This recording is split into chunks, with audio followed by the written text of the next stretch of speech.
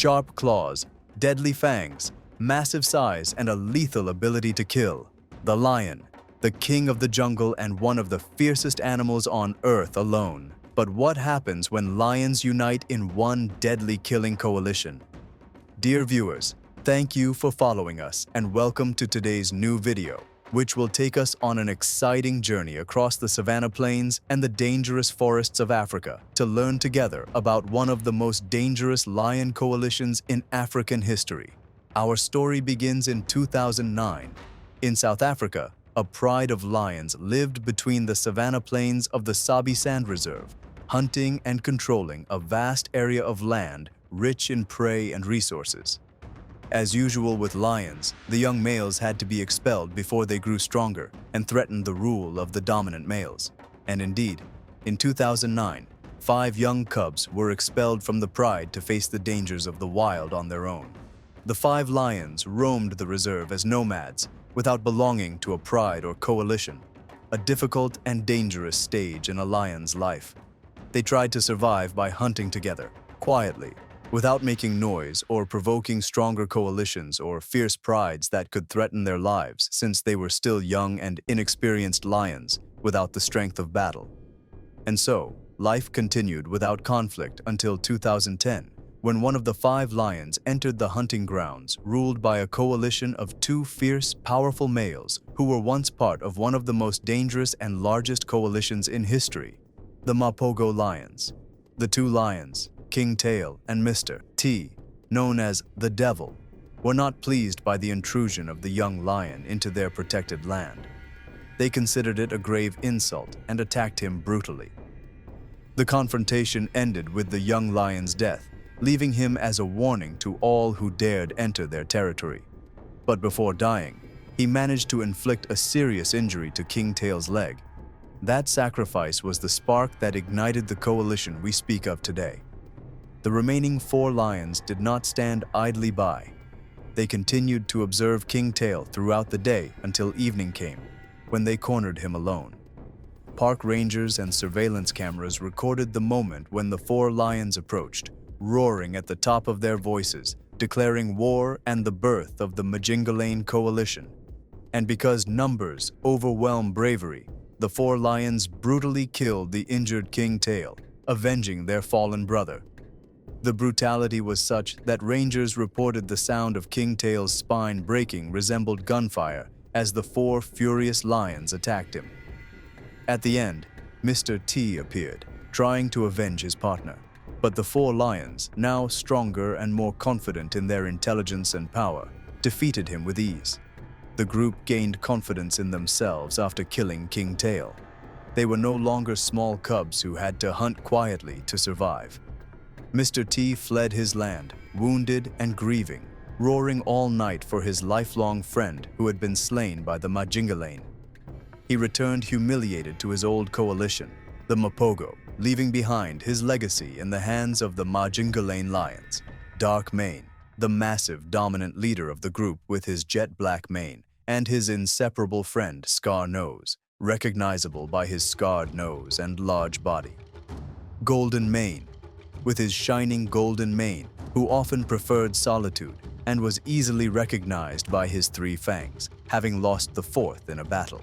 And finally, Hip Scar, the youngest and weakest of the group, named after his injured hip. He was the only one not related by blood to the others. These 4 terrifying lions formed the legendary Majingilane coalition, which seized control of the entire southern sector of the Sabi Sand Reserve after expelling the Mapogo lions. This vast sector measured 267 square kilometers. As always, after expelling rival males, the coalition had to impose its dominance over the lionesses, and that is exactly what they did.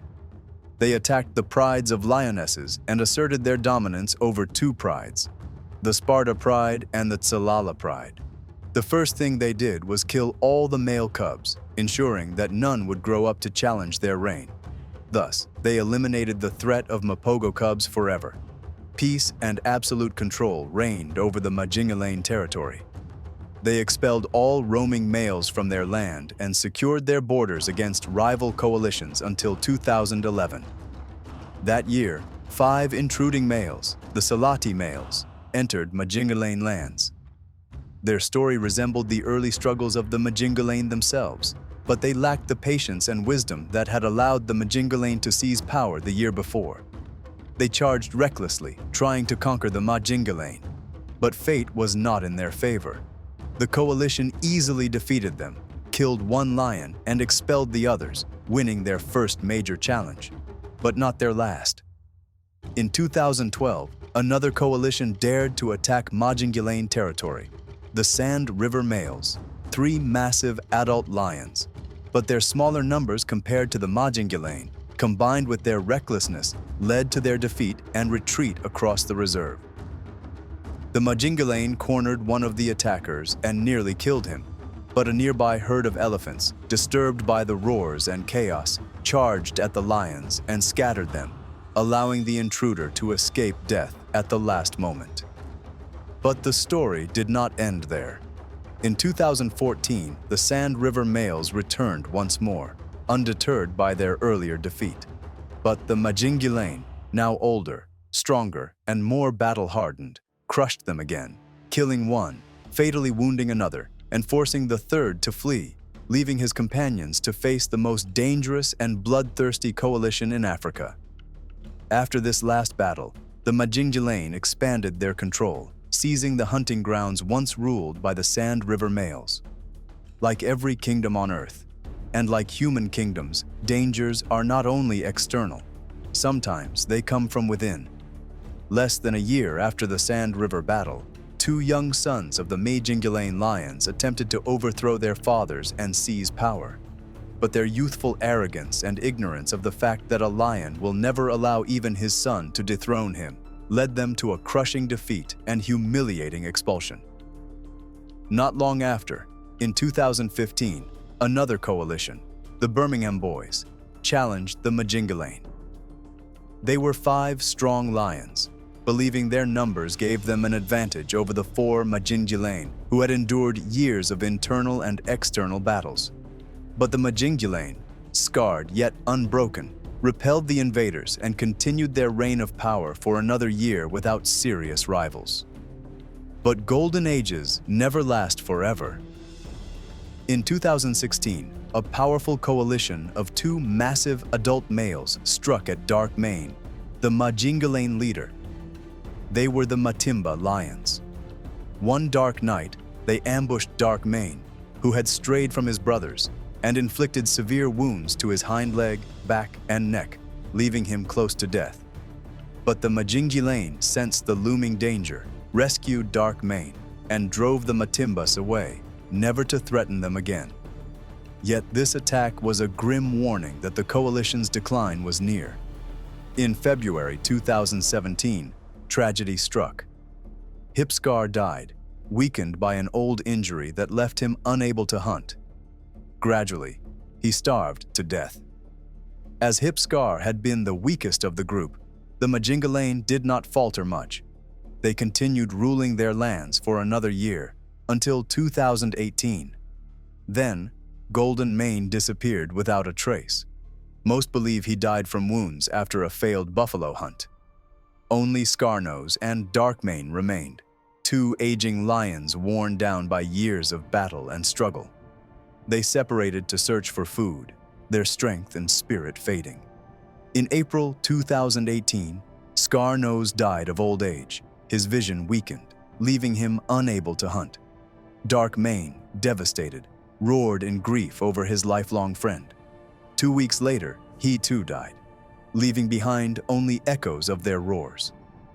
Thus ended the Majingilane coalition, leaving a legacy of vast territories, bloody battles, and dominance undone only by time and age. The Majingilane were not the strongest coalition in lion history, nor did they match the ferocity of the Mapogo, but they were among the most cooperative and intelligent, building a terrifying force that overcame powerful rivals before them. In the wild world, where strength and cunning rule, a name echoed like a legend among the predators. It was Sultan, the lion no enemy dared to challenge, an absolute king who ruled with an iron fist, surrounded by a group of lionesses ready to serve him at every moment. But in a world where thrones are won through blood and fierce battles, could the tides shift into a nightmare that topples even the strongest kings from their mighty thrones? So let us delve today into the story of a living legend, the story of Sultan the Lion, who alone led 16 lionesses and crushed enemies with his might and ferocity. Get ready, because this story will take you on a journey full of surprises and excitement. In the depths of northwestern Ethiopia, where secrets lie nestled within untouched nature, stands Alatash National Park, one of the most remote and mysterious areas on Earth. For many years, this region remained an unsolved enigma, hiding within its vast landscapes secrets untouched by human hands. In 2016, the unexpected happened. Led by scientist Hans Bauer from the Born Free Foundation, researchers confirmed the astonishing discovery of a previously unknown group of lions living in this isolated land, estimated to number between 100 and 200 lions. These majestic predators roam the Alatash area and the nearby Dinder National Park in Sudan. Despite confirming their presence, observing these lions remains a major challenge to this day, especially due to limited funding, the vast size of the area, and the small number of rangers who often lack the necessary equipment. In addition, the park's geographical isolation makes continuous monitoring nearly impossible, leaving many mysterious events unfolding there. But in 2018, an unexpected report revealed something extraordinary. On a quiet morning, during a routine patrol, a local ranger noticed something unusual at a short distance: a majestic male lion, notable not only for his powerful presence, but also for the 16 impressive females following him with unwavering loyalty. Lions are rare in this area, so how could one male control such a large number of females? The scene was unusual by every standard. Fascinated by this rare pride, the ranger decided to investigate further. He noticed the lionesses were highly organized, moving in harmony and showing complete loyalty to their male leader. This unique behavior impressed the rangers, who gave the lion the name Sultan. But the bigger question remained: how did Sultan manage to gather such a large number of lionesses in an area where lions are few? The mystery began to unfold when a pair of strong young lions appeared in Sultan's territory. These were nomadic lions searching for an opportunity to seize a pride of their own, and Sultan's lionesses were a highly tempting prize, but Sultan was always one step ahead. From his hiding place among the acacia trees, he observed the invaders' movements carefully. Unlike most lions who roar to intimidate rivals, Sultan was patient. He didn't attack out of rage. He planned with great wisdom and clear cunning. The lionesses, for their part, showed no panic. They moved naturally, as if unaware of the danger, but this was all part of the strategy. So when the two nomadic lions separated, Sultan seized the opportunity. He moved like a silent shadow and charged at the first lion with lightning speed. The strike was powerful and decisive. He brought the intruder to the ground in moments. The strength Sultan displayed was astounding, making it impossible for his opponent to withstand. When the second lion heard the roar of battle, he rushed to help his companion. But upon seeing the first lion lying motionless, he chose to flee, realizing that facing Sultan meant certain death. In this way, Sultan once again proved he was an unbeatable king, and even after reinforcing his dominance, he refused to rest. In the wild, where strength is the law, there is no place for the weak. This lion was a living legend. Each day, his majestic presence could be seen confidently walking the borders of his territory, watching every inch of the land under his control. His vigilant eyes scanned the horizon, and any suspicious movement was enough to put him on high alert. As the months passed, Sultan continued to prove why he was a feared leader. Time and time again, he stopped nomadic lions from trespassing into his domain and drove them away, demonstrating his unmatched power and undisputed rule. But something began to draw the attention of the rangers observing the pride from afar. As the cubs grew, they noticed a strange pattern. All the cubs were female. Not a single male cub was born into Sultan's coalition. This discovery intrigued researchers because it diverged from the natural pattern. Statistically, the ratio of male to female lion cubs is about 30% males to 70% females. But here, the situation was entirely different. A new theory began to emerge. What if Sultan hadn't gathered all those lionesses over time? What if the females were actually the same ones from the original pride he had conquered? In large prides, it's expected that at least one male would appear in every litter. But in Sultan's case, that never happened, and it couldn't simply be a coincidence. Over time, the pride grew to 22 lionesses, 16 adults and 6 cubs, with signs of maturity starting to appear. Some lionesses were pregnant again, and the next few months would be crucial to understanding whether this pattern would continue. But fate had another surprise in store. This time, the danger didn't come in the form of a rival lion, but as hyenas. During a night patrol, Sultan found himself surrounded by a large pack of ravenous, furious hyenas.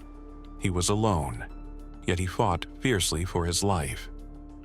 He managed to bring down several hyenas, but the wounds he sustained were severe, most of them fatal. As days passed, his wounds became infected, and fever consumed his body. He could no longer move as he once did. The lion, who once walked proudly, had become limping, dragging his legs painfully across the dry land. The lionesses tried to approach him, but the presence of a weak leader no longer comforted them. Sultan, the lion who was once a symbol of power, had become a shadow of what he used to be, a timeless tale etched into the landscape. Eventually, Sultan died, and with his departure, the lionesses remained together for a while, awaiting the arrival of a new male to take his place. But no lion came. The region was not crowded with nomadic males, and without a new leader, the pride's separation was inevitable. When the new cubs were born, only 3 survived, and the surprise? All of them were female again. The theory was confirmed. Perhaps Sultan was a majestic lion, a strategist, and an unbeatable warrior. But his lineage was unusual. He left behind no male heirs to carry on his legacy. Though this theory continues to fascinate researchers, it has not yet been fully confirmed. Scientists are still studying the phenomenon, trying to determine whether this pattern is repeating in other lion populations. Sultan's story does not end with his death. It is a story of unanswered questions, where mystery cloaks his legacy. He was one of the most exceptional lions in that region, leaving behind an army of females who later spread across the savannah in search of new kings.